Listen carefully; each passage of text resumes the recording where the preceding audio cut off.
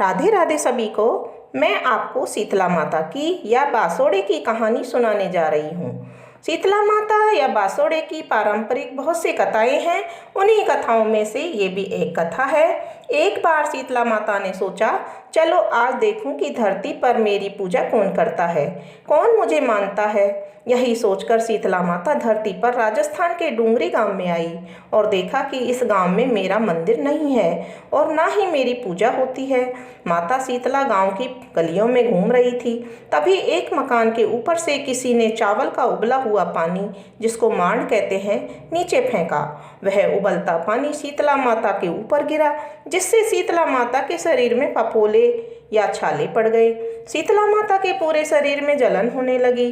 शीतला माता गांव में इधर उधर भाग भाग के चिल्लाने लगी, अरे मैं जल गई, मेरा शरीर तप रहा है, जल रहा है, कोई मेरी सहायता करो। लेकिन उस गांव में किसी ने शीतला माता की सहायता नहीं की। वहीं अपने घर के बाहर एक कुम्हारन महिला बैठी थी। उस कुम्हारन ने देखा कि अरे यह बूढ़ी माई तो बहुत जल गई है, इसके पूरे शरीर में तपन है, इसके पूरे शरीर में फफोले पड़ गए हैं, यह तपन सहन नहीं कर पा रही है।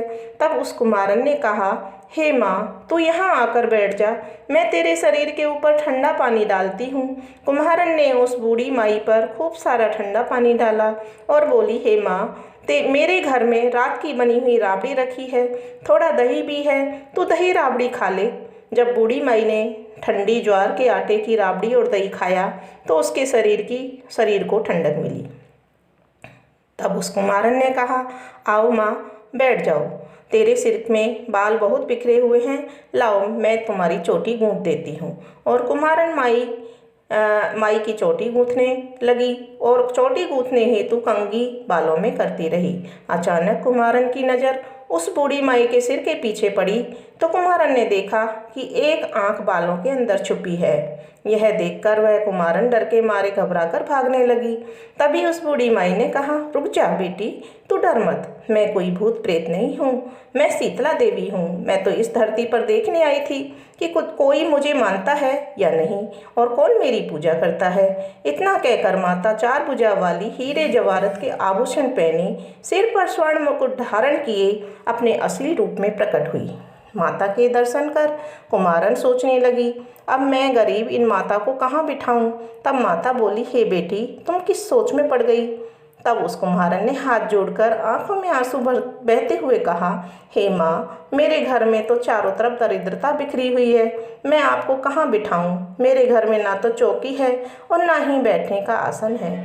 तब शीतला माता प्रसन्न होकर उस कुम्हारन के घर पर खड़े हुए गधे पर बैठकर एक हाथ में झाड़ू और दूसरे हाथ में डलिया लेकर उस कुम्हारन के घर की दरिद्रता को झाड़कर डलिया में भरकर फेंक दिया और उस कुम्हारन से कहा, हे बेटी, मैं तेरी सच्ची भक्ति से प्रसन्न हूँ, अब तुझे जो भी चाहिए मुझसे वरदान मांग ले।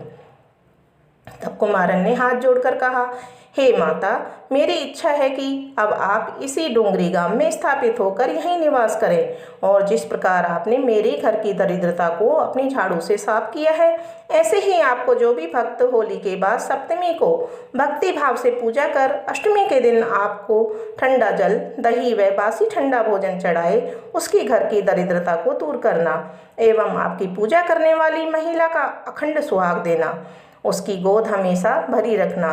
साथ ही जो पुरुष शीतला अष्टमी को नाई के यहाँ बाल ना कटवाए, धोबी से कपड़े ना धुलवाए और उस पुरुष भी आप पर ठंडा पानी चढ़ाकर, नारियल फूल चढ़ाकर परिवार सहित ठंडा बासी भोजन करे, उसके काम धंधे व्यापार में कभी भी दरिद्रता ना आने देना। तब माता बोली, तथास्तु।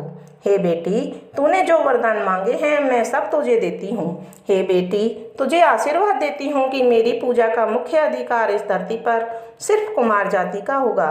तभी से उसी दिन से डूंगरी गांव में शीतला माता स्थापित हो गई और उस गांव का नाम हो गया सील की डूंगरी। सील की डूंगरी भारत का एकमात्र मुख्य मंदिर है। शीतला सप्तमी के दिन यहाँ बहुत बड़ा विशाल मेला लगता है। तो बोलो सभी प्रेम से शीतला माता की जय।